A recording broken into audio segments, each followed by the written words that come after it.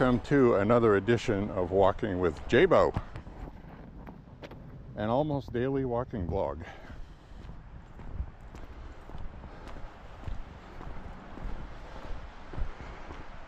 As we have a nice day after the storm clears out, sun is trying to poke through. We had a little bit of rain with snow, not very much. But a couple days ago, actually day before yesterday, we had about 4.5 inches of snow. It was the wet stuff. So I haven't been walking, but we're walking today. I'm going to do 6 miles today. And got a few things to talk about today. Try not to beat any dead horses.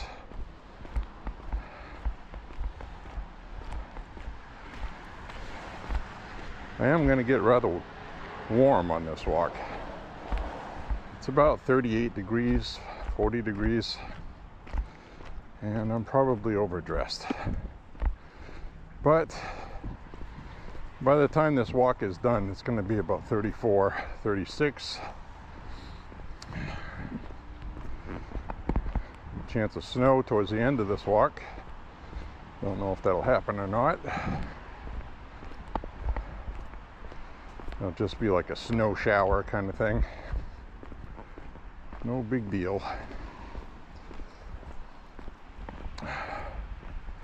So I am going to be doing a little bit of selfie today.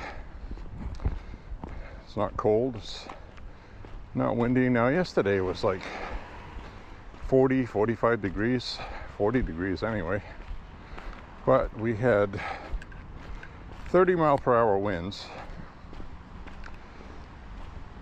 and it felt like it was 25. It was not nice.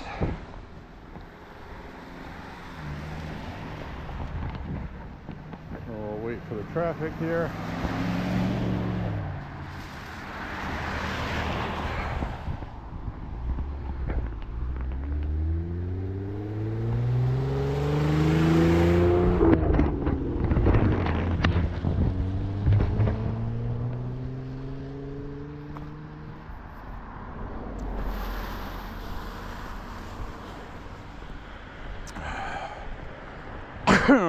Excuse me.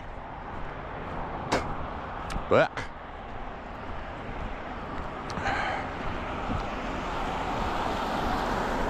so we'll cut across here.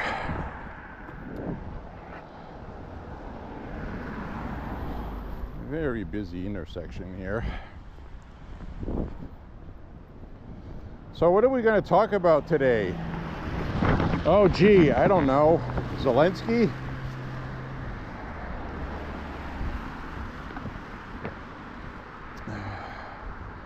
I don't know what the heck was going on with that guy. I have a hunch though. I don't know how wrong I am on it.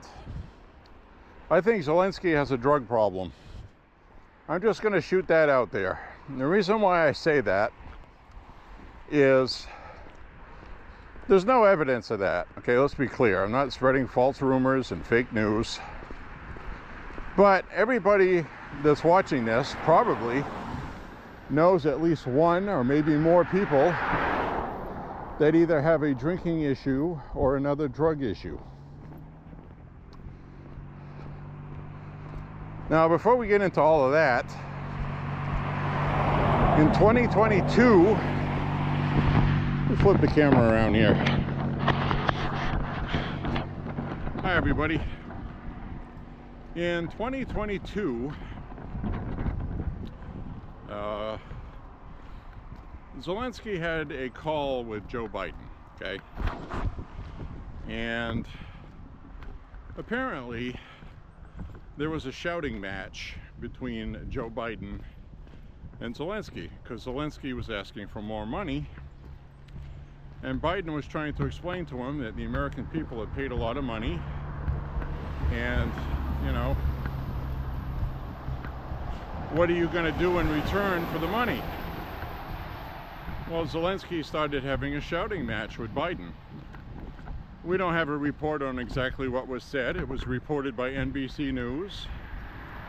It was off camera. It was from a source inside the White House. But that being said, that would coincide with what happened in the Oval Office with Zelenskyy. And so everybody knows somebody that has a drug problem, and while they're under the influence, you try to talk with them or reason something out, they keep talking over you and they keep arguing with you, just like he did in that video. A normal person would have just sat there, let Trump talk, and then kind of maybe nod his head, add a diplomatic viewpoint. I can see how it looks like that, but I want to assure you that we are grateful to the American people for the help we've had. We understand it's been a sacrifice, but we have also sacrificed, and we are trying to be good stewards of your money. That's all he had to say, right? But he didn't do that. He decided to argue, be belligerent, just like somebody under the influence. That's just my personal assessment. And this will also be echoed by the spokesperson that was in the Oval Office, who, when Zelenskyy was getting into it with Trump, she was visibly seen on her face as being distraught, like, oh my God, no. Almost like she was going, oh, not again, this is the worst time. He's like this, but we were hoping he wouldn't be like this today. See what I'm saying? It's the same look that Anthony Blinken had on his face when Biden was speaking to a room full of people and screwing up what he was saying, or saying something that was ridiculous, exaggerated, or untrue. You could physically see Anthony Blinken going, oh no, you know, we were hoping the other Biden would be here today. So I could be wrong on that, but I really don't think I am, because I've known people that had drug problems, drinking problems. And when Trump was talking with Zelenskyy, it was an exact copy of trying to reason somebody with common sense who just wants to argue, that is under the influence. They won't stop talking, they interrupt, and that's what drugs do. So I really think he has a drug problem. That's just my personal opinion. There's no evidence of that, but that looked awfully suspicious to me. So if you have ever dealt with anybody that has a drinking problem, and then you have a sober person, a sober version of that person that you know, especially after they first get up in the morning, and then later in the day after they've hit the bottle for a little bit, they morph into another person. That's the Zelenskyy I saw in the Oval Office yesterday. And again, correct me if I'm wrong, if you know any better. But that's sure as hell what it looked like to me. And I'm probably right. So, we are on the brink of World War III, in the hands of a drug addict, maybe alcoholic, whatever the drug is. And then we have Putin, who's not a nice guy, but at least he's reasonable. What I mean by reasonable is maybe reasonable in his BS to try to pull one over on Trump in the West. You know, Putin's a fox. He's not to be trusted. But nobody wants this war to go on anymore. Shouldn't have gone on in the first place. Zelenskyy was going to sit down and talk with Putin and work something out. Don't know if that ever would have worked out or not. I'm not saying it would have. But he was talked out of it by Biden and Boris Johnson. So that's where we are now, 3 years later. Supposedly 2,000 soldiers were killed this past week. It's like a regular thing now. And I've noticed on the internet there's been a lot of paid bots. There are paid bots for Ukraine using our tax dollars to pay people to go online to try to get people recruited to join the Ukraine military as mercenaries or mercs. So they're looking basically for people in the United States who have war experience to go fight Russians in Ukraine. Now, Ukraine has been conscripting people, basically drafting people, forcing them to fight. They're running out of people. All their young men, pretty much, they're all gone. Now they've expanded the age, and they have no constitutional rights anymore. Martial law took that away.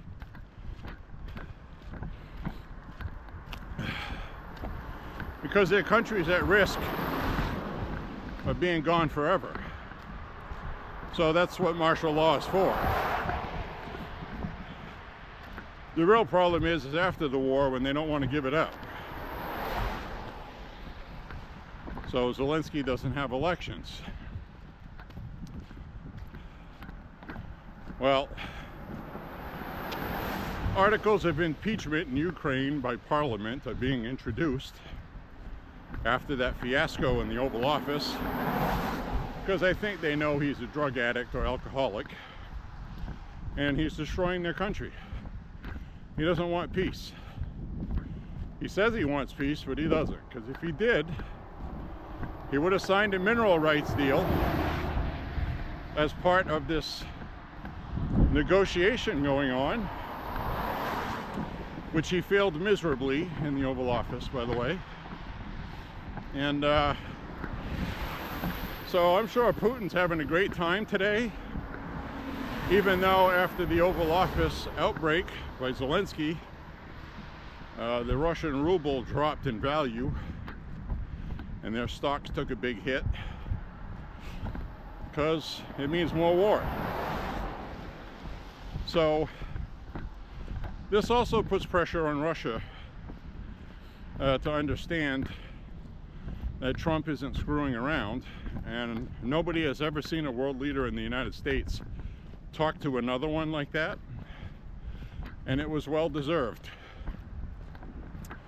So of course the left is trying to twist that into other things, but you know, the left is losing so badly right now that they're so desperate it's not even worth listening to them. And if you want to find something amusing, look up CNN's Caitlin Collins interview with Marco Rubio yesterday.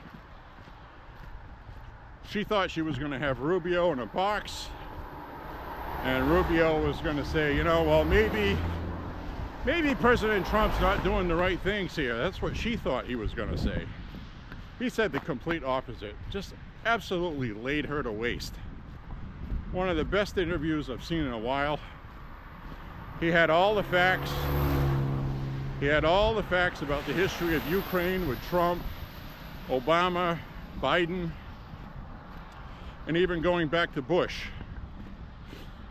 He's well up on what's going on. He's got all the facts, the whole full history, the actual true history. And the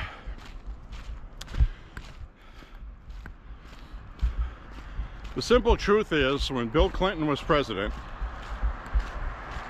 Russia was guaranteed, in 1994,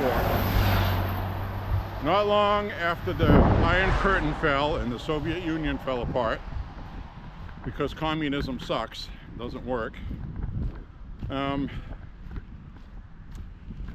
NATO guaranteed Russia, we are not going to encroach on Russia if you de-arm and denuclearify. So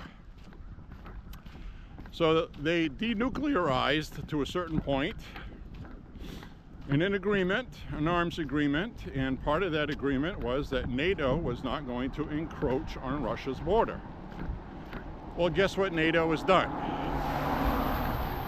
It's added NATO countries from the Baltics in that area, and now it was talking about adding Ukraine. So NATO now had control, and this was after the United States, CIA, and Europe got together to stage a coup in Ukraine. You can read about it. It's public knowledge, it's not conspiracy. And they had a coup in Ukraine. Zelenskyy came out of that being the president of Ukraine.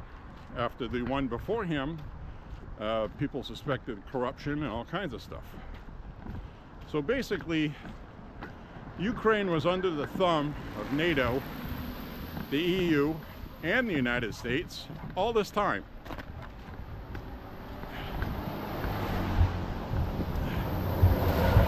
Putin, all this time, back when Obama was president, he invaded Crimea,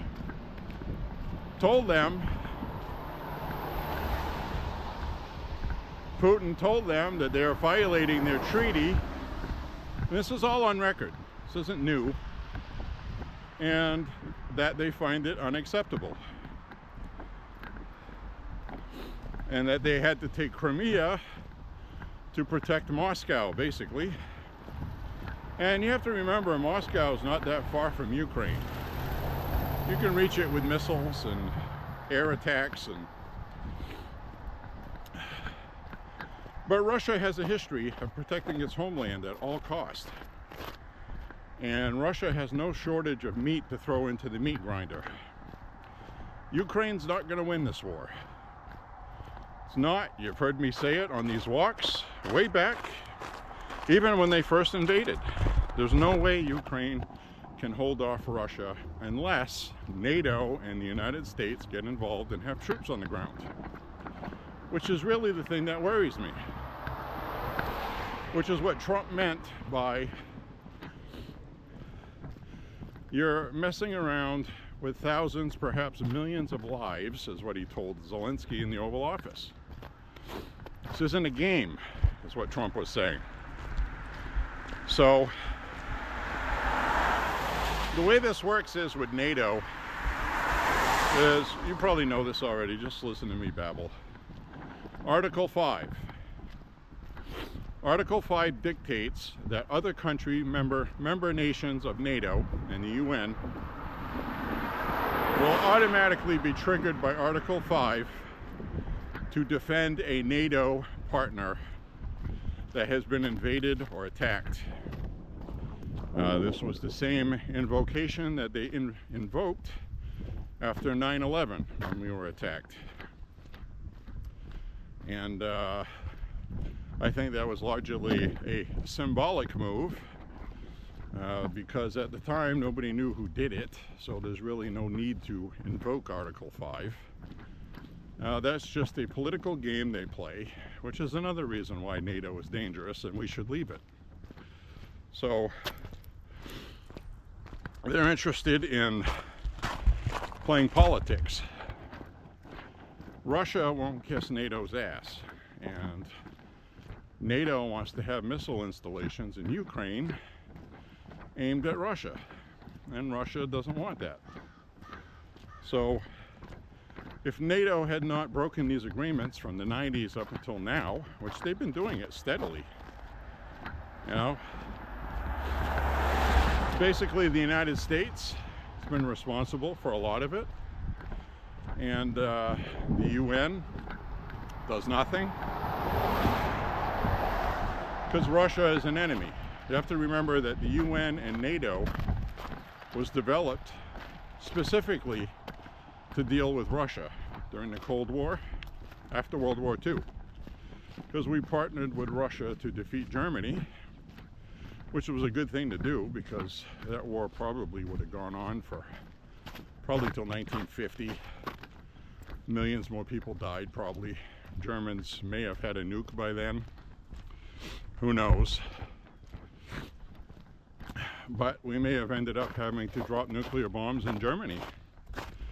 That really realistically could have happened, if you think about it. I like to think about things like that. So, I mean, what are you going to do, really, you know? The only option is peace. Zelensky's not winning this war. Ukraine's not going to win this war, even if you replace Zelenskyy. And what Zelenskyy is doing right now, he already have his own parliament talking about impeachment, is at what point do we not see a military coup in Ukraine? And we have a worse problem in Ukraine. What if there's a military coup and they install a dictatorship? And they absolutely will not capitulate to Russia at all. And we have a bigger mess. So the military in Ukraine may very well stage a coup to save Ukraine, because Zelenskyy is clearly doesn't want peace. And the only option besides peace is fighting with Russia, who has more stuff, more resources, more factories, more people. And it's just a matter of time. Ukraine will have to fold, unless NATO and the United States put boots on the ground, which is what Zelenskyy wants. He wants that. He doesn't want peace. So he thinks he's being smart by being a wise guy in the Oval Office, thinking that because the media was there, which is the main reason that pissed everybody off, say what you want behind closed doors, that's fine. But like Vice President J.D. Vance said in the Oval Office, it's insulting that you came here and litigating this to the American people in front of the media. It's an insult, big time. And Zelenskyy felt emboldened because of a mineral rights deal he was going to sign, thinking that that was some sort of leverage over Trump to be a jackhole. And he miscalculated, made mistakes, and like I said, that spokesperson, that Ukrainian woman there, holding her face like this, knowing that he's screwing up, I think Zelenskyy was high on drugs, being argumentative and belligerent, and not thinking clearly. As Marco Rubio said on the aforementioned CNN show, the hell's her? Caitlin Collins. And he said all Zelenskyy had to do was come in, smile for the cameras, shake Trump's hand, sign the paperwork, and say, thank you, United States. We appreciate this very much. We'll try to be good stewards of your money, blah, blah, blah, blah, right? But he couldn't do that. So it looked an awful lot like somebody that has an alternate personality from drug use. That's just my opinion. That's what it looked like to me, because it didn't make sense. It wasn't rational. And if he thought, I don't think anybody that's sane really thinks that he was going to score a big hit with the media and change public opinion in the United States to make sure he gets his money. Again, if that was his logic, that was under the influence of drugs, because he obviously doesn't know Trump well, and he was prepared for this meeting. Okay, he was prepped. What you should say, what you shouldn't say. That is like standard procedure. So all of that went out the window. like somebody that's been drinking and is belligerent that you're trying to talk to, and they just keep talking and talking and talking over you, building up their anger. And hopefully you've never had to deal with that, but I have. It's not fun. With somebody I was close to also, so it was even worse. But that's past history. They still have their problem, but it's no longer my problem, I guess is what I'm saying. And that's what happens with that, because things could be different if people weren't like that. So anyway, long story even longer. Marco Rubio on the Caitlin Collins interview yesterday spelled it out very clearly, and she was getting direction in her earpiece from the director to make sure you asked this talking point. Every single thing she brought up, phew, he decimated it. I mean, phew, chopped it. Whack! They had nothing, because it's inexcusable. The head of state visits like Netanyahu, okay? Netanyahu, he's got, you know, problems. Not as big as Zelenskyy has at the moment, but you know, Israel had problems. They have a lot of neighbors that want to see Israel erased off the map. And Netanyahu didn't really care for Biden. And Netanyahu is smart. Come to the United States, you shake hands, you thank America for its support, thank you for your money and weapons, God bless America, yada yada. No bullshit. Zelenskyy shows up, and I'm thankful he did that, because now the entire United States voter got to see exactly what we're dealing with, and the world got to see what Zelensky's like. Finally. Wouldn't have if it weren't for Trump. Think about it. So anyway, that's what happened with that. Pretty interesting stuff, really. So, what happens here, I don't know, but I do know that, switching hands here. I do know that Trump kicked Zelenskyy out of the White House. His whole entourage. Come back when you want peace. That's what he told them. Not until. You know, no more bullshit. You know, the United States wants your mineral deal, but we're not going to do it this way. And Trump is right. Zelenskyy does not hold any cards in this. He absolutely does not hold any cards in this. The United States, in fact, doesn't even have to belong to NATO if we don't want to. We can leave. But if we get attacked by China, you know, Article 5 won't kick in, and we may have other countries that don't come help us. And that's really the danger of leaving NATO. But at this point, I think they're trying to force us into dealing with Ukraine and Russia by using Article 5. I think they're going to try to abuse that to force us into war. So, and I know we're not going to do that, so if they ever tried that, I think Trump just wouldn't do it. That would be a hell of a thing to watch, because it would mean leaving NATO, probably permanently. But anyway, there's a lot of stuff to think about and talk about, you know, but it's worth talking about. Nothing's been boring. It's only been 5 weeks, and Trump has been president.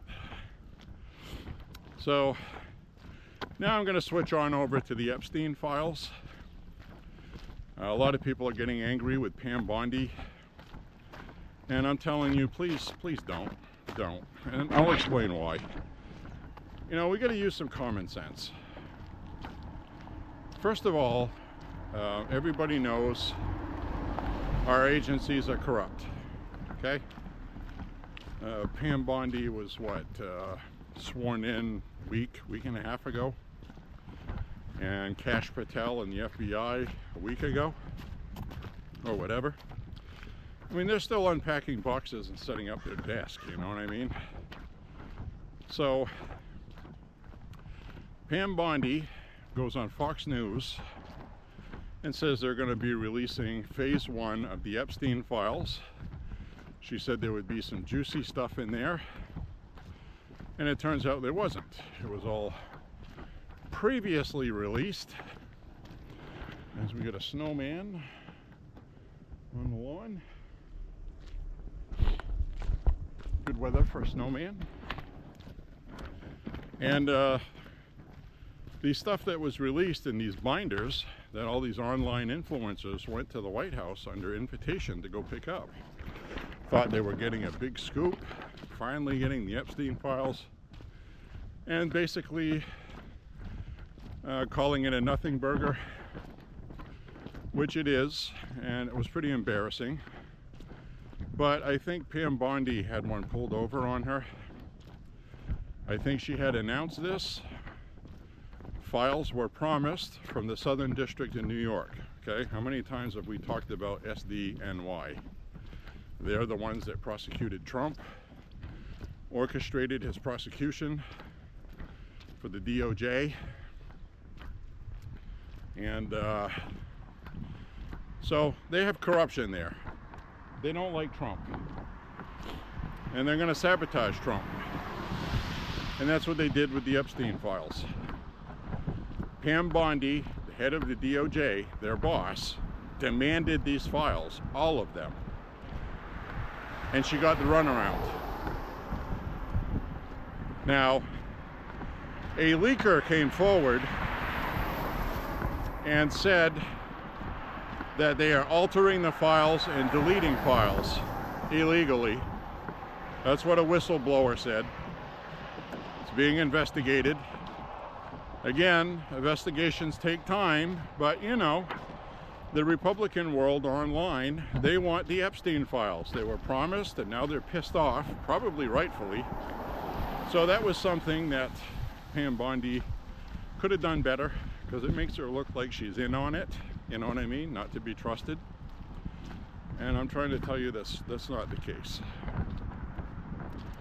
So she sent a letter to Kash Patel and said that they were promised these files from Southern District in New York, and they're getting the runaround. The deadline date went past, and I think she just assumed people were going to do their job and do what they were told. They're not. So now she's going to have to figure out what happened, who did it, and fire people. And then when those people go to get fired, Democrats are going to file lawsuits to prevent them from being fired. So it's a big mess, okay? We knew draining the swamp was not going to be easy, but it will be drained. The best they can do is delay everything. They're going to get what they deserve. So that's what's going on with that. Try to be patient. Kash Patel and Pam Bondi will do their job, and they will do it. Hopefully they do it well. This isn't a good start for Pam Bondi. But you have to understand, she's under a lot of pressure to get things done. And she was being pressured for these files. So she knew she had to give them something, so she promised something, assuming she was going to get those files on time. Now, there's hundreds of files. There's old-fashioned hard drives. There's all kinds of stuff. It is a felony to destroy evidence if you work in the FBI or Department of Justice. So, chances are, if somebody is actually destroying evidence, they're going to get prosecuted and go to prison. I think somebody's doing a paperwork shuffle, trying to hide the file somewhere, or finding up a legit reason to do paperwork to say they've been destroyed by accident. You know, I don't know what they could say, but I'm just trying to tell you they're not going to cooperate. Now, I don't know why people would hate the Trump administration so much that they would sabotage exposing child rapists, but apparently that seems to be the case. So it has to make you wonder how many people in our government are child rapists and were clients of Epstein that are being directed to do this to cover their tracks, because they'll be prosecuted. I think the Christopher Wray knew who was guilty or not, and I think he should be brought before Congress to testify under oath without having his usual excuse, I can't comment under things that are under investigation. He's no longer the head. So the other thing is that it's been established Epstein did that. There's no question of conspiracy or if it's guilt or not guilty, or he was guilty of it.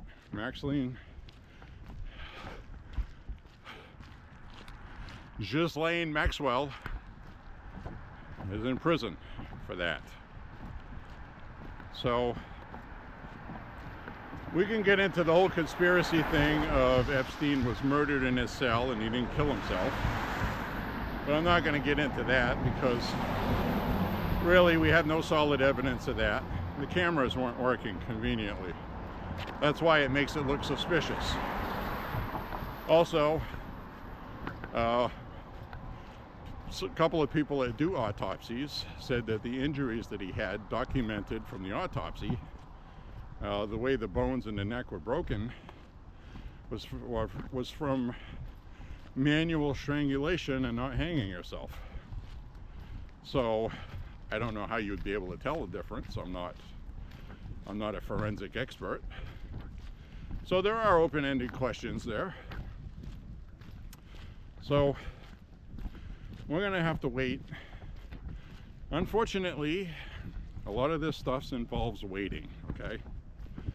And I realize people want to see people paraded in handcuffs in the first month Trump's been in office, but realistically, it's been 5 weeks, folks. Trump did a miracle. Everybody that he nominated has been confirmed. I don't think that's ever happened. So these are big wins, okay? So Pete Hegseth started that off, and they threw somebody that would be controversial first to test the water to see what kind of leeway they may have with the Republican Senate. So anyway, speaking of Pete Hegseth, the United States took out 5 terrorists this past week that CNN and anybody else hasn't been talking about. 5 altogether. I think it was 3 Al-Qaeda and a couple ISIS, Syria and Somalia. And I saw a video, high quality drone video of one of them being taken out. Let me tell you, this guy's just walking down the road like I am right now. And pop, gone, vaporized. And he's just walking down the road, didn't hear anything coming. It was quick, fast, like flipping a switch. So 5 of those guys were taken out. If you're not familiar with what's going on, basically Al-Qaeda has taken over Syria. So that's going to be another problem to deal with. And again, this is all biblical. That is all Bible territory, let's put it that way. So I'm going to flip the camera around for a minute.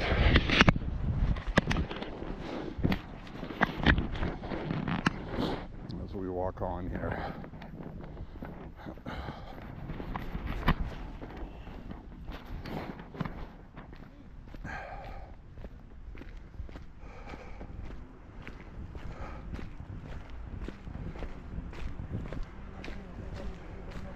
How you doing, fellas? How are you? What is that? It's a camera, yeah. Just recording my walk.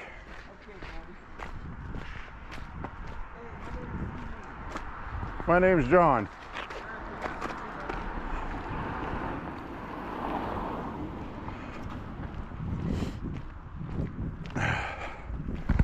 So, we have some fine new culture enrichment that has moved into the area. And we got somebody here. You see that right there? That is somebody tapping their maple tree. You can see the syrup dripping into the bucket. They're going to make their own maple syrup. And we have another one on this tree. See that? They got a pretty good, almost a half gallon in there. That's dripping right out in there. And we have them down the street as well. So anybody with a maple tree in New England can do that. You just tap into it, you pound it into the tree, and the maple syrup runs in the bucket. You have to cook it. I'm not sure what else you have to do to it. Could probably sweeten it to taste.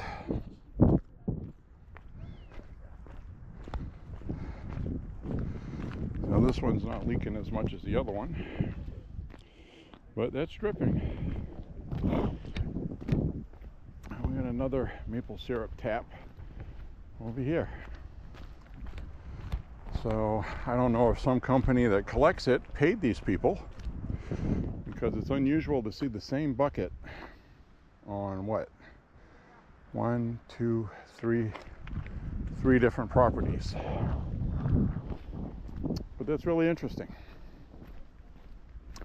And you know, the best thing is you can make that and you can sell it online or locally at a food market, consignment kind of thing, or sell it to the store outright and then they resell it at a higher price to make money.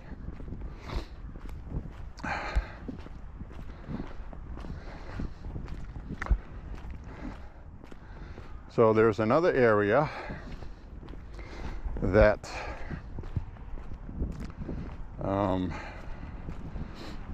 out towards more of that country farmland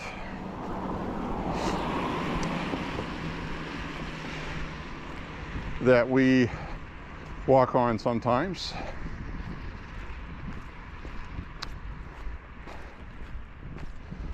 Where there are several maple trees that have taps running into buckets. So we're just on a city street here. So anybody that's got a maple tree can do this. We have one small one on the property.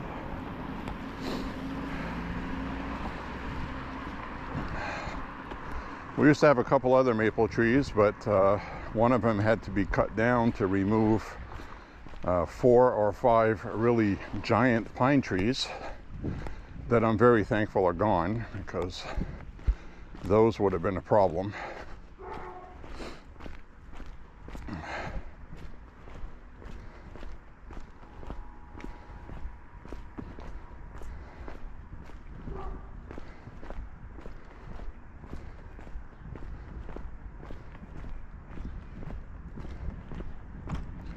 So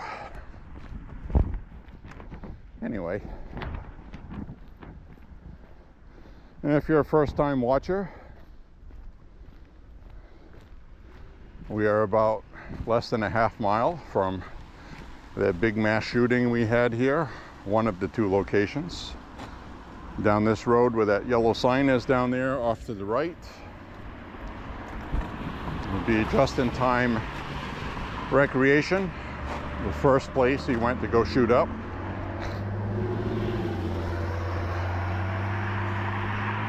So, which by the way, it turned out that the shooter had brain damage from being in the military. He was an explosives instructor, a grenade instructor, plus he had combat experience, I believe. But most of the damage was done from concussive training grenades. And the Army has since changed their practice, allegedly, because the repeated concussions from these explosions caused brain trauma, and he started hearing voices, and schizophrenic, basically, from a head injury. Schizophrenia. So he went to this place to shoot it up, to silence the voices, because he believed in his head, because he had been there before, to that establishment. Somehow his brain associated it that people there were the ones that were spreading information about him being a child molester, which he wasn't. But the voices in his head said people are telling people that, and that's why you're having problems with people thinking you're crazy. So, you know, that whole story was really sad, but basically he was traumatized, brain injury, and probably suffering a great deal. That's not to take away from the evil that he did, but his family ordered an examination of his brain after he was dead, and it did show that there was trauma, brain damage, brain injury. So the Army could not dispute that, and they changed how they train, allegedly. Don't know if it's been implemented. But anyway, every time I walk by there, that's what I think about. So anyway, we're walking on here pretty good. Now I got another segment I'm going to talk about. And this is Governor Janet Mills in Maine here. You've heard me rant on about her quite often. Well, she had to go make the national news and embarrass the Democrats even further. I read an article today in the Wall Street Journal, and the Wall Street Journal said apparently Democrats have not learned why they lost nationally and why they have lost ground even in the blue states that they won. Apparently they haven't learned that the transgender ideology bullshit is an election loser for them. So it was nice to see the Wall Street Journal put out that article. Yes, it was an opinion piece, but that is the best-selling thing in these newspapers that are left. The problem is they used to be all tilted extremely left until the newspapers realized that that is a loser for them also. So we are winning, folks. Now here's how it's going to go for Janet Mills. She's in her second and last term, okay? There's no re-election, so she doesn't care. But somebody is going to have to come up behind her from the Democrats to run for re-election in 4 years. And they're not going to be able to run on, we want men and women's sports, because trans women are women, according to them. They've literally changed their sex. They're no longer men, okay? Now, everybody knows that scientifically that's bullshit, okay? And the Democrats are getting their asses handed to them. Most Democrats have stopped talking about it. The extreme radical ones won't give it up. Now, Maine passed anti-discrimination laws here, protecting a special class, a special group, special rights for special people, for the marginalized, as they say to sell it. Basically means that they trampled on the rights of women to satisfy a group that they believe was beneficial to them politically. That's how that translates. And it turns out to be a big mistake on their part.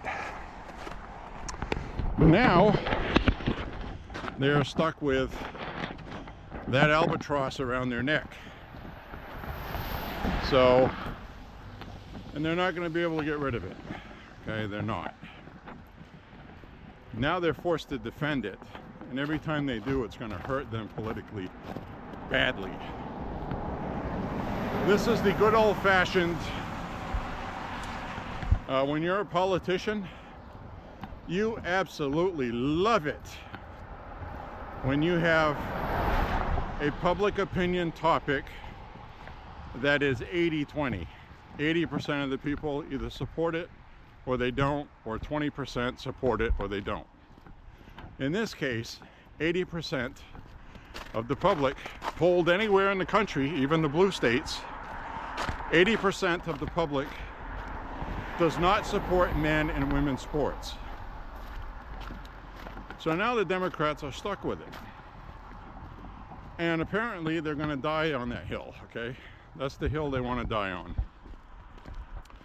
So instead of focusing on the usual stuff, gun control, abortion, entitlements, you know, governing for the people, they're going to focus on that.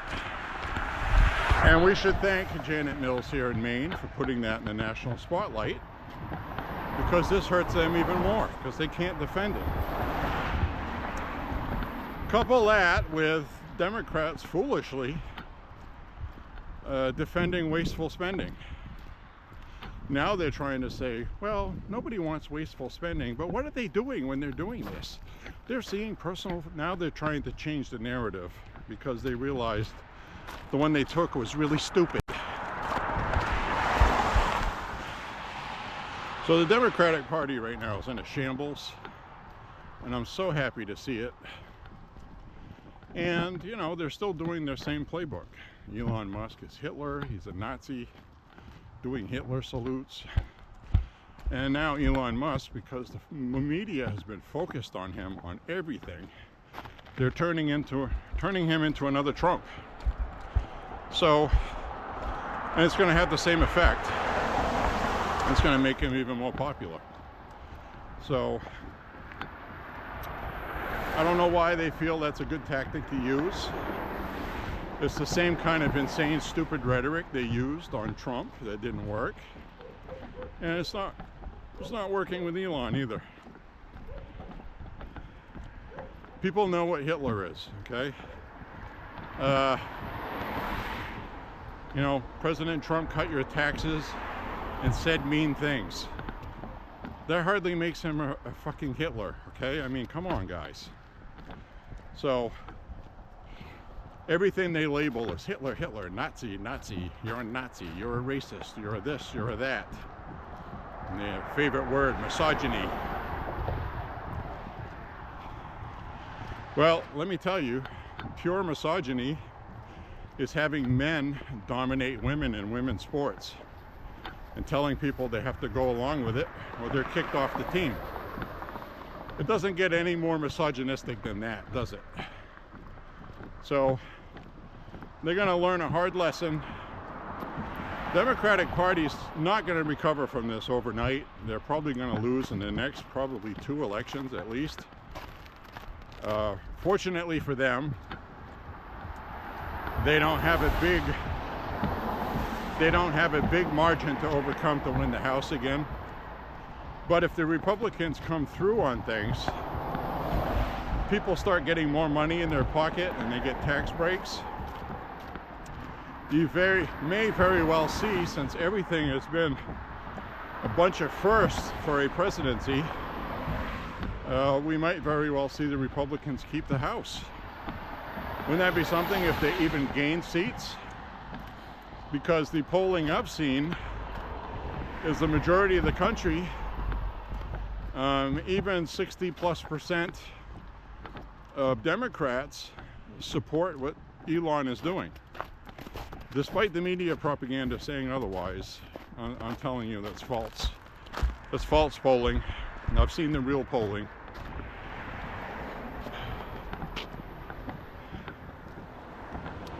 So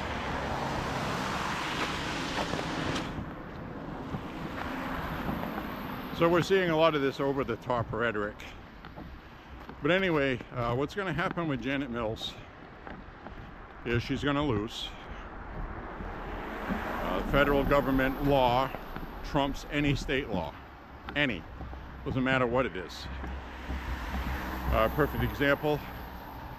I think I said it on my last walk, but I'll say it again in case you're watching and you didn't see the last one or you skipped past it, which you may be doing now, who knows. But when you fill out a firearms form for a background check, when you purchase a firearm, the FBI does a background check, and there's an item on the form to ask you if you smoke marijuana or do any other drugs. And if you do, you'll be denied a firearm. And as a disclaimer on the form, that you have to be truthful in your answers under charges of perjury, lying on a government, you know. It's the same thing as perjuring yourself by lying on a form. And that's why Hunter Biden was found guilty. He was a drug addict. It was established that he was a drug addict when he purchased a firearm, so it was an illegal firearm purchase. He lied on the form. So, because that's federal law. Now in Maine, recreational smoking of marijuana is legal. You have to buy it from a legal dispensary. You can't buy it from a dealer. You can't grow it yourself, but it's legal. So, doesn't matter. If you smoke marijuana legally in Maine, and then you go buy a firearm in Maine, and you fill out a federal background check, and you check off the box that you smoke pot,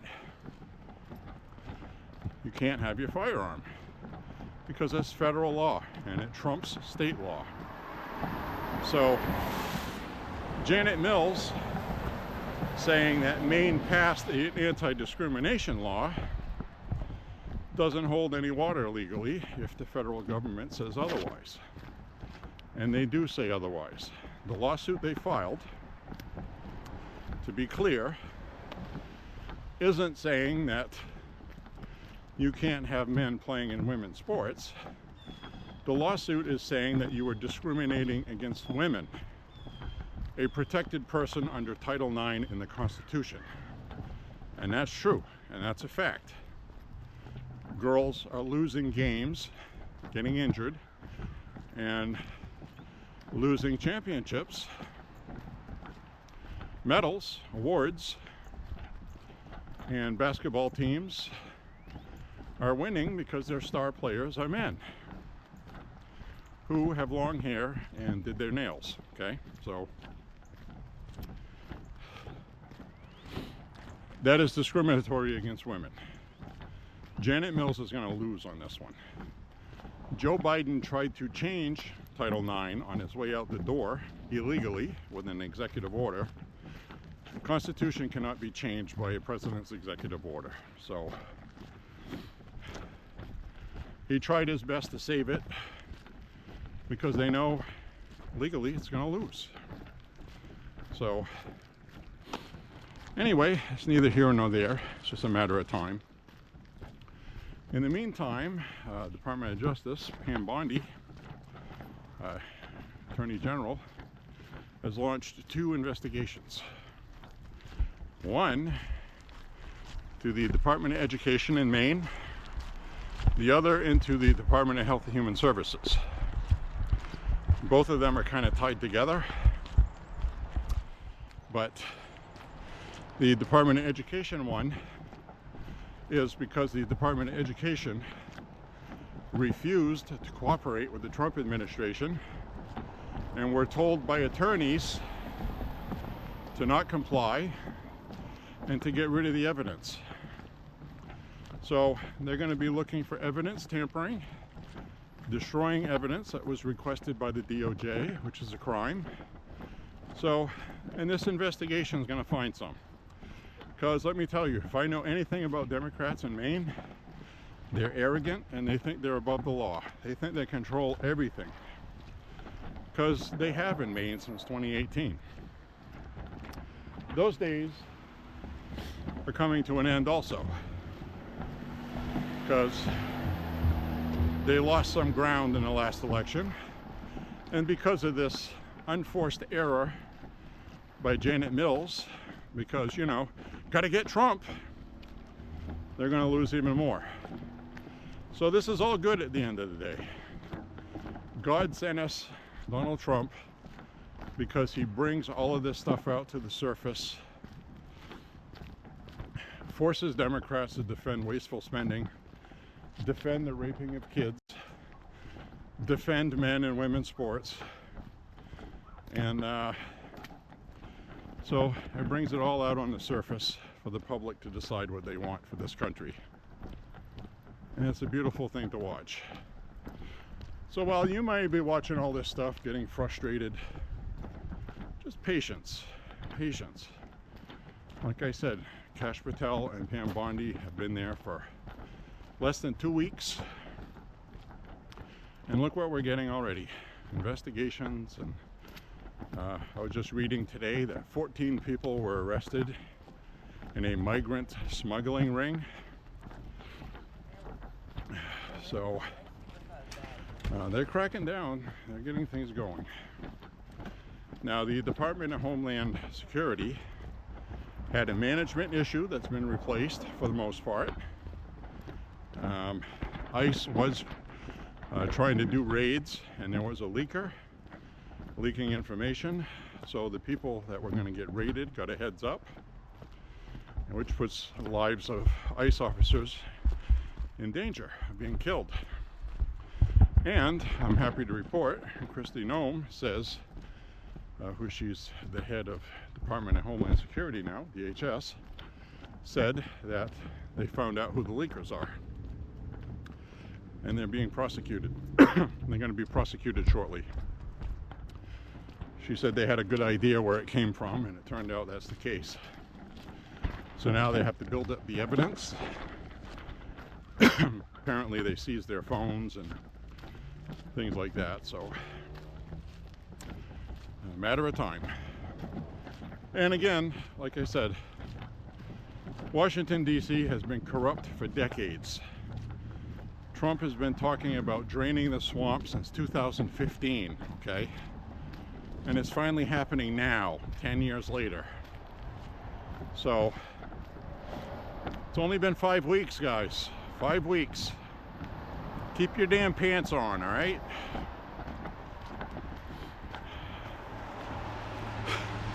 The old saying goes, keep your shirt on. So anyway, turn the camera around. So Janet Mills here is going to have some comeuppance, for sure.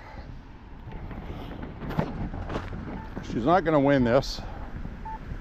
And Maine's going to lose $250 million, which isn't good for us, but hey, it's not going to help them when it comes time for re-election, does it? Which is also probably a good thing. So that will be a good investment. And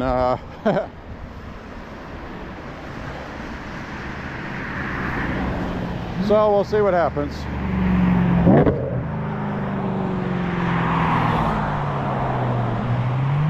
A lot of this snow here has melted. We got much more room to walk than the last time we went through here, if you remember that.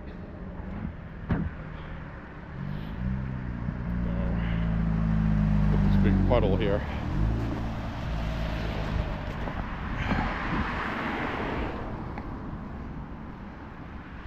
So yeah, we've got a lot of stuff that's going on right now. Really interesting to watch and keep track of. The other thing that the media stopped talking about, and I think it's another thing that really has the Democrats pissed off, is that the Republicans are actually unified right now in governing. And I think the Democrats are shell-shocked. Congress just passed a budget resolution, something they had to do out of the way to get it to the Senate, and they did it on the first vote. Unheard of. It was a slim vote margin because Republicans have a slim lead in the House, but we are unified for President Trump. See how that works? And that's what the Democrats have always done. It didn't matter if their policies were stupid, if their president was stupid. They just passed everything because party first, country second. So right now the Republicans are all on the same page. And you could say party first, country second with Republicans, but these are actually good things for the country. Extending the tax cuts, especially for small business.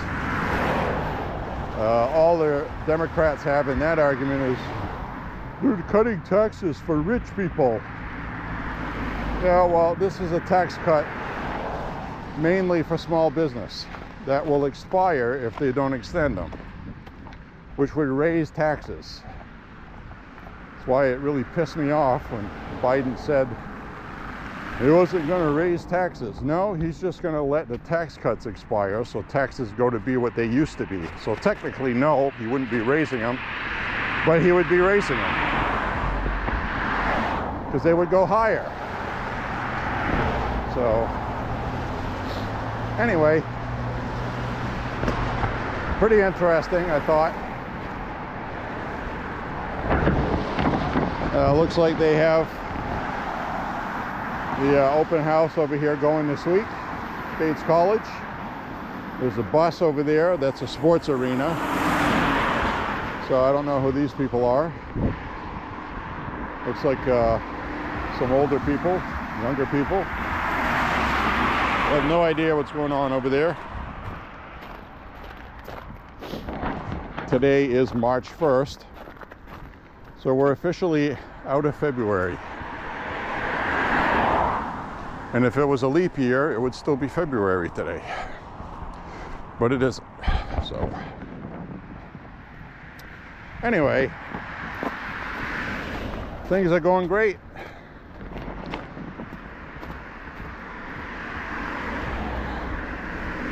We're going to wait for judgments on some lawsuits, which pretty much most of those will be coming this month, I think.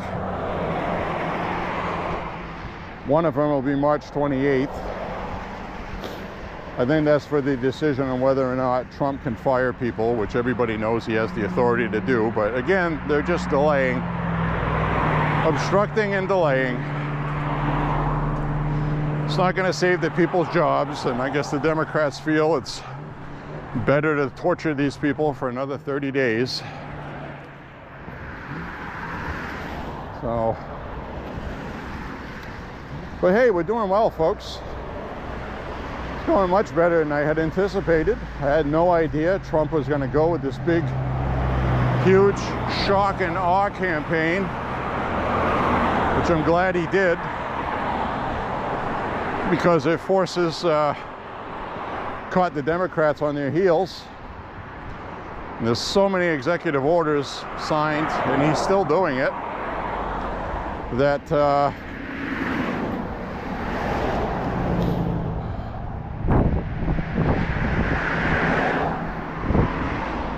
they're starting to catch their second wind, though.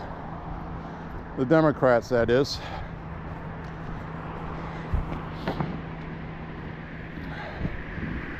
So anyway,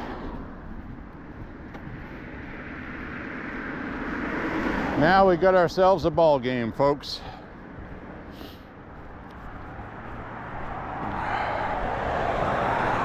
Enjoy the ride.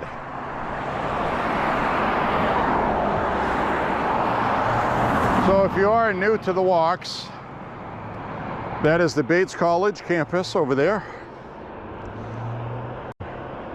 One of the top 20 colleges in the country. The liberal arts college, which basically means that's where rich people send their kids to get liberal arts degrees that don't really mean anything, but it's something to put on a resume. Some famous politicians have gone here. Edmund Muskie is one of them, among many others.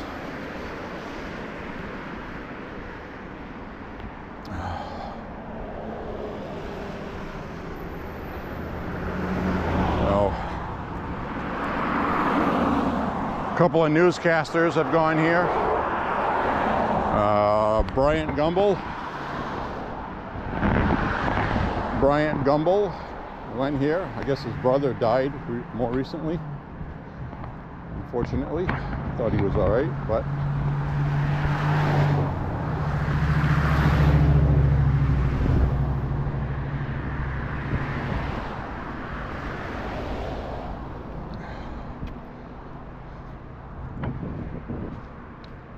I think Mitchell, public figure, went to school here. Secretary of State, state senator. I think he was a U.S. senator as well for a while.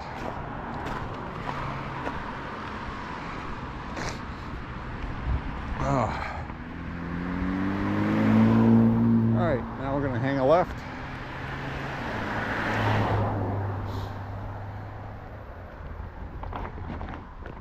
Head down this way. Now we'll get rid of all the traffic and the noise. Flip the camera around again. Probably going to have to change the battery shortly, it looks like. So that's okay. I got one with me. So I hope you're enjoying the walk today and the talk. Pretty interesting stuff going on. Can't argue that. Like Trump said after that Oval Office meeting with Zelenskyy, he said, it's sure going to make for great TV though, isn't it? So of course, all of these defenders of Ukraine on CNN, MSNBC, CBS, ABC, they're all saying how devastating this is and how horrible Trump was and how shameful. But that's not what the public is saying, and that's not what the world leaders are saying. Now, world leaders have come out and done what they have to say for their liberal audience. Macron said that they're firmly behind Ukraine. Well, that's easy. Nobody disputed that. They didn't really talk about Trump's meeting in detail, because they don't want to piss off Trump either, because we have a president that actually has a friggin' spine and tells people the truth the way it is and how he feels about it with no bullshit, as we saw yesterday.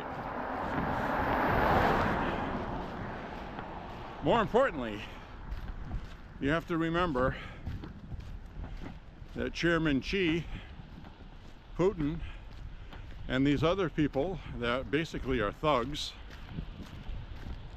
saw what Donald Trump is like. They understand he's a cowboy. He's not like the rest of these guys. Trump is not one to be fucked with. So that was very clearly evident. So we finally have a man in charge of the country who has a spine.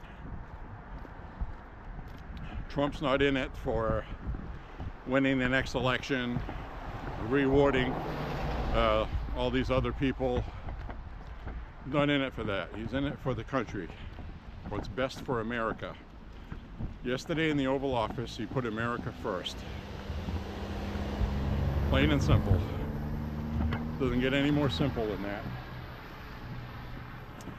So, the other interesting thing I learned earlier today is the president of Slovakia said that after watching the Oval Office meeting with Trump and Zelenskyy, the president of Slovakia said It is clearly evident that Zelenskyy does not want peace, and we fully understand Ukraine is not going to win this war against Russia, so we have to seriously think about not funding Ukraine anymore. That's the benefit of what happened yesterday. So don't let the media fill your head with bullshit.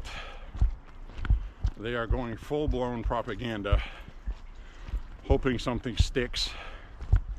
And the people are done with that. They saw for themselves yesterday. There's no filter, there's no media filter on that. That was live. That is being shown all over the world. So, the gig is up with Zelenskyy. Yesterday's Oval Office meeting probably did more to end that war than anything else.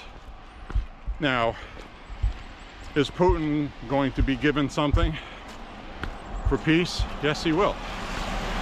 Because you can't work out a peace deal. The best peace deal is both sides walk away losing something. That's the only way it can be done.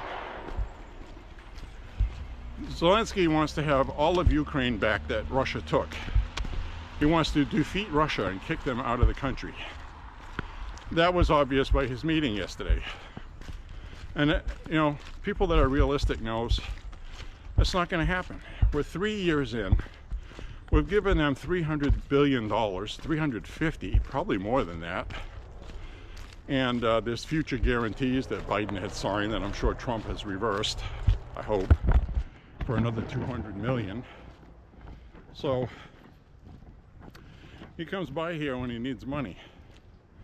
And to make things even more stupid for Zelenskyy, and the reason why I think he's high on something and has an addiction problem, is because what did he get out of yesterday's Oval Office visit?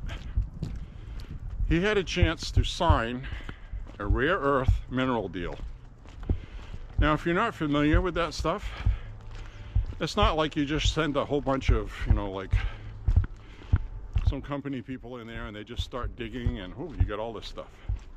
No, you have to tunnel, you have to have heavy equipment, you have to prep the site, you have to, it takes a few years even to start getting stuff out of the ground, because there's a lot of work involved.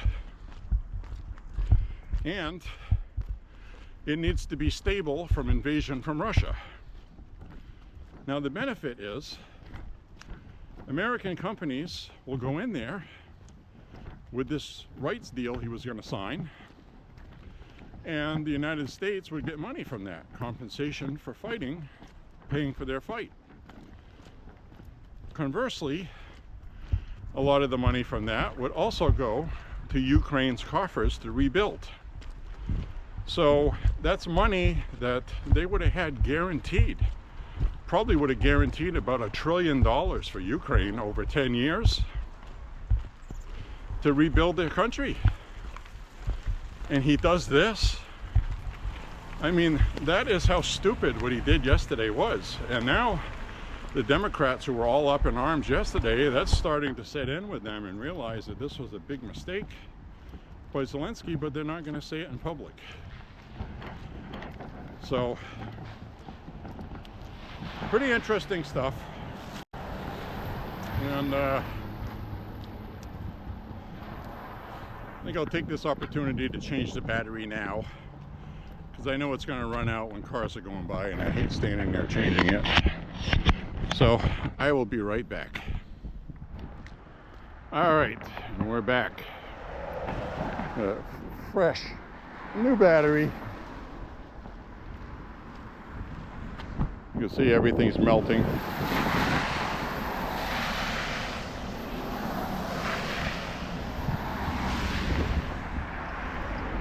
Does feel like it's about 40 today. It's really nice.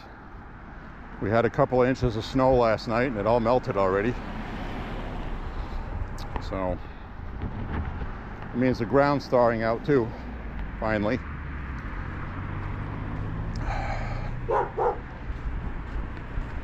That's my doggy friend we walked by. Barks every time, except for a couple times.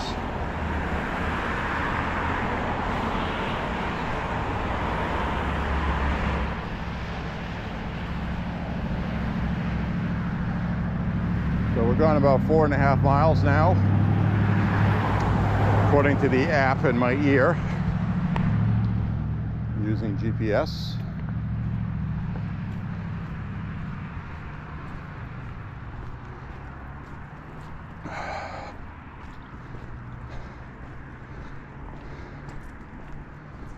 So, having a good walk today.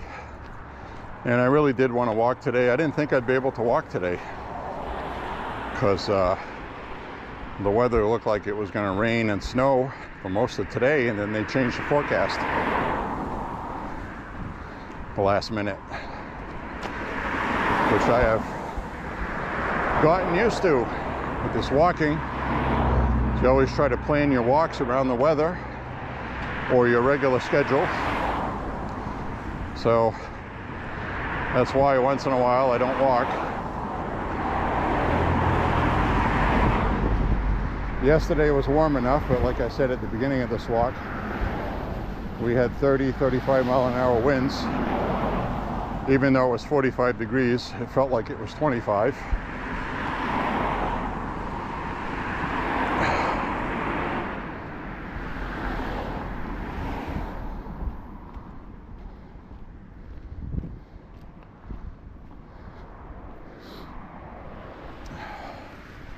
That's okay. We'll make it.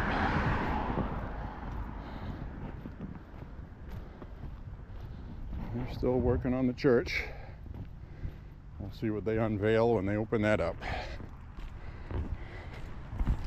Speaking of the church, I have quite often spoken ill about Pope Francis. Sorry that Pope Francis is sick. I'm pretty sure he's going to be passing away soon. Right? I mean, he's 88 years old. 88 years old with double pneumonia. Already has half a lung missing, I guess, from what I heard. He's had issues 10 years ago. Had problems with his lungs. So now he's having lung issues again.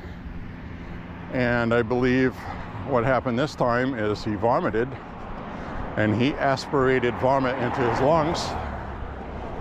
And that's what happened to my dad, which ended up leading to him passing away.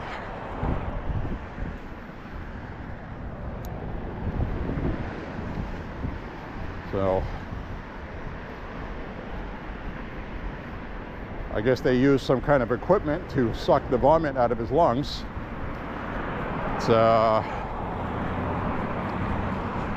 I'm going to call it now. He's finished.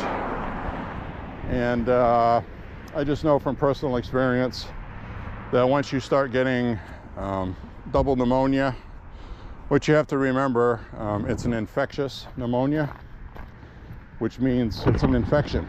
It's doing damage to his lung tissue that was already running insufficiently before he got sick.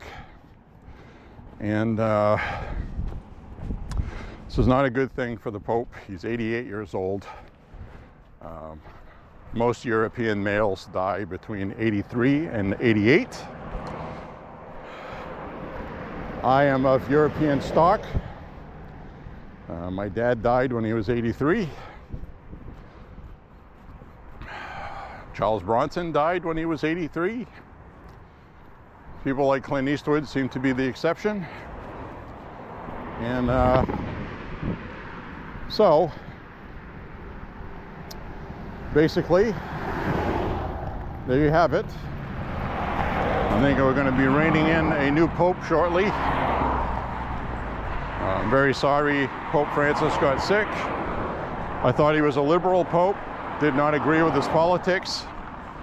He was lecturing the United States on immigration, LGBT community, saying we're being mean to trans people. And look, we don't need a Pope like that. I'm sorry, but we don't.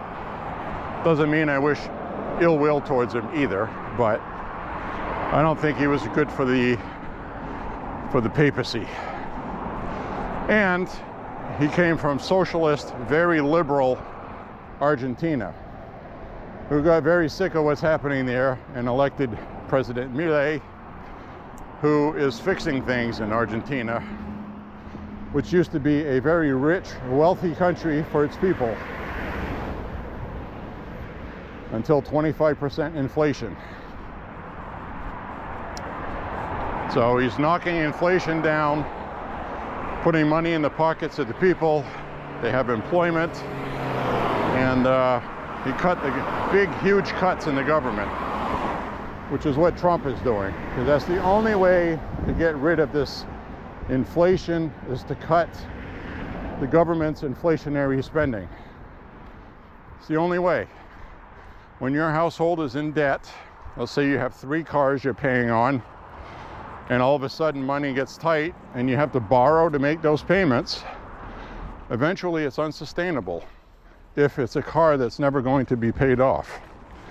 And that's the problem the government has. They're borrowing to spend money that is always going to have to be spent. It's not temporary. And now our debt is exceeding how much the country earns. So very simple math, that if this is not done, like Elon Musk explained, the United States is going to be broke and collapse. The United States collapses, the rest of the world does also.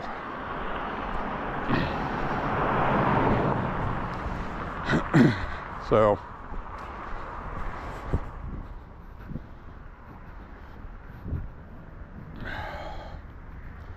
all very basic.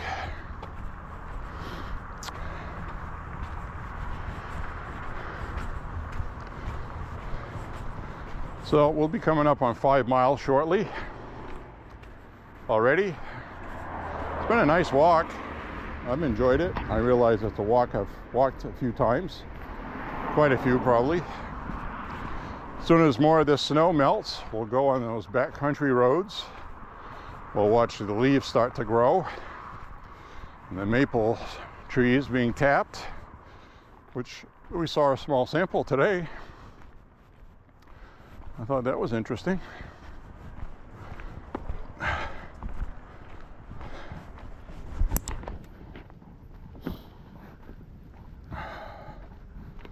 So that's very cool.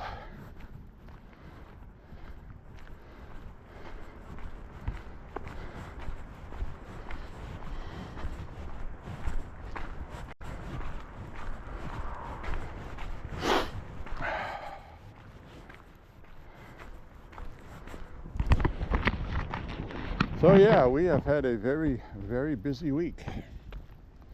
Very busy 5 weeks.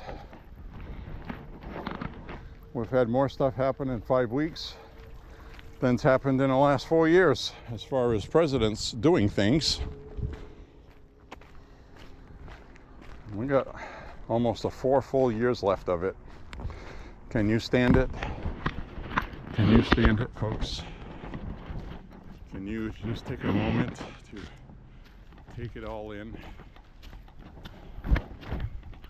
and understand historically where we are right now? Historically, we're in the position where fundamentally this country is never going to be the same again. We're going to finish off the bureaucracy, drain the swamp, cut the budgets, let the chips fall where they may. And I think Elon Musk in the Oval Office the other day telling the media, yes, we are going to make some mistakes, but you have to understand how deep the bureaucracy is, how much money is being wasted, and all of the best CEOs in the country have basically said the same thing.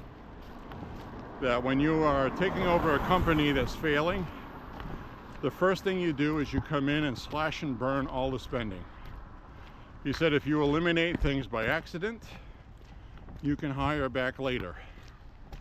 The important thing is getting costs down.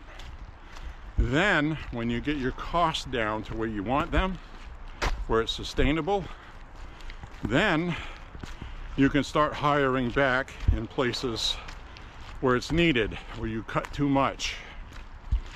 And I thought it was very generous to offer a bunch of retirement packages. A lot of these veterans have been working for the government for a long time, and they deserve a severance, pension. So, you know, and that's the thing with making this unsustainable, is when you have government this bloated, they all have pensions. They're all going to retire. They're all going to have Social Security. They're all going to have their pensions and this and that and insurance, and you know, you got to pay for that. So the bigger the government you have, the more retired people you're going to have, because you know, probably hundreds or thousands of government employees retire a year probably. So it adds up. You want to make sure they're taken care of, so you have to make these cuts so you have the money to take care of the people that spent their life working for the government, if that makes sense. And so that's all they're doing. This is a historic moment in this country. Guarantee you 50 years, 100 years from now, they're going to be talking about President Trump positively as the one that saved financial ruin for the country, with historically biased media. At least when Abraham Lincoln was trying to fight the Civil War and the liberals were fighting against him because they sympathized with the South, that at least you didn't have just a printing press, which I believe Ben Franklin had some kind of historic comment that I'm sure I'm going to get wrong or butcher, but pretty much was saying that the power of the printing press is pretty powerful. But the First Amendment allows it. So the media, thankfully, has lost its bite. We have the most powerful media the world has ever seen, this country has ever seen. And they have destroyed themselves with it because they had so much autonomy over everything and every social issue and every political thing for Democrats. So now the media machine's falling apart, and the Democrats are falling apart. Now, why is that? Well, because of free speech, which they tried to get rid of by getting rid of Elon Musk, preventing him from buying Twitter. There were lawsuits trying to prevent him from buying it. You have other countries in Europe trying to suppress free speech by shutting down X. And that's what J.D. Vance was yakking about in Munich, sending a message to the Europeans that if you stifle American citizens' rights to free speech, it's going to hurt you politically with us. You will be held accountable, and you might not get that trade deal you wanted for your country. It's basically what he was telling them, okay? So we have great people in there right now who are upholding the Constitution, and just take a minute to let that sink in compared to what we've had for the last, since Ronald Reagan, and even some of the things that were starting to go on during the Reagan presidency that I'm sure Reagan didn't know about, that probably started under Jimmy Carter. So it's taken them a while to ruin our country, and we've only been here 5 weeks, and look at everything we're getting. So take a second to let that sink in. Just that simple free speech issue with J.D. Vance, saying it right to their faces, unapologetically. The amount of balls that took to do that. For these Europeans, smug and arrogant, to be sitting in the same room together looking at each other like, can you believe he's saying that? So hopefully that tightened a few European sphincters, which I think it did. So anyway,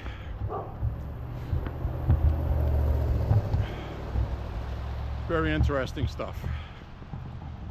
Just take a moment to think about it and appreciate what's going on. Don't get so frustrated by what you see in the media with all the obstruction. Just take a deep breath They're losing, okay? They're losing. There's nothing they can do about it. And that's why you're hearing that rhetoric.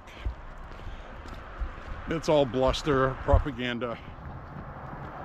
It's the last gasping breath of a dying entity, okay? Just listen to how beautiful it sounds when they complain, when they cry on TV. Joy Reid got fired, finally, because she's a racist idiot, and she's dirtying the name of NBC. She had a pretty good contract, making millions of dollars. And she had the right, according to her contract, to say what she wanted. Now she's not getting renewed. So Rachel Maddow's staff, okay, her production staff, 60% of her production staff got fired this past week. And I'm sure you didn't hear about it in the news, but it was reported, smaller outlets. So Rachel Maddow has been defunded. She's lost her staff. And so she's going back to doing one show a week. And I'm sure that's going to be over with soon as well. They have to honor her contract. She's paid $30 million a year. No joke. Talking about how she's so upset at these government workers losing their jobs. And she won't follow example and say, you know what? I'm making $30 million a year. I'm going to take $3 million of my salary and donate it to this cause for people that lose their jobs. I'm not seeing her do that. She can afford it. She's been getting paid $30 million a year for a long time. Many years. So it's all very interesting stuff. And so we're going to see what happens with the media. They're really falling apart big time. They are trying desperately to come up with their own Joe Rogan and people like that, and they don't seem to understand that you just can't manufacture that. The reason why these people are popular is because they got shit news everywhere else. The only way to get rid of Joe Rogan and these people is for these other bigger corporate medias to stop being corporate media and start reporting news like they used to. Now, Walter Cronkite, back in the day, liberal idiot, okay? A liberal asshole, always has been. But you didn't get that when you watched the news. You got the news.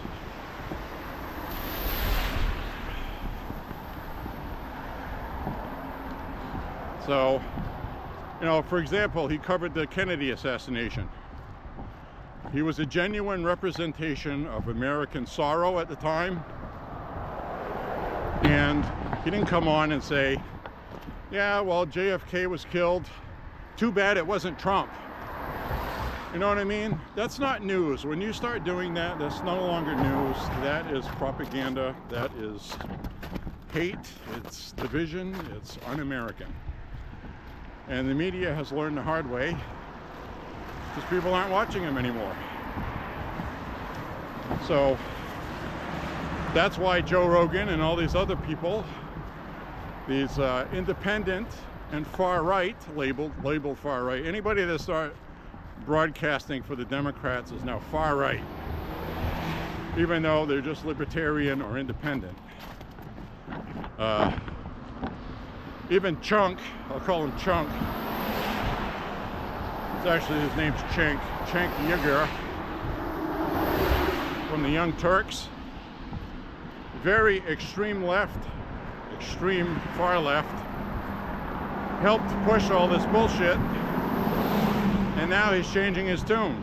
He's denouncing a lot of the stuff he used to promote because he's not getting viewers. So I don't think he really cares. I just think he's playing the current, you know, thing to make money. I don't know if it's working for him, but there was a cohort on that show, Anna Kasparian, or I probably got her name wrong, but anyway, she was supporting Trump, and she was a far left loony liberal just 4 years ago. She has seen enough, and she's realizing that the Democrats are going crazy and they are hurting themselves and the party, so she's no longer defending them. So everybody's waking up here. These are big names in the far left extremist crowd that have now woken up, and I wouldn't say they're Republicans. They're not supporting Republicans, but they're not supporting Democrats either. So this is all good. So anyway, thank you for walking with me. God bless you and your family. Click like and subscribe. And yes, I did cut my hair short again. At some point, I'll be walking without a hat, and you'll see. I'm not bald, if you're just watching. Full head of hair at 56. I'll be 57 this year. And I went and cut my hair short again. Yes, I do dye it because I'm vain. But anyway, we'll see you on future walks, and thank you for walking with me. God bless you and your family. Say a prayer for the country and Trump. And more importantly, thank you for watching. Bye-bye, everybody. See you soon. Have a beautiful, beautiful weekend.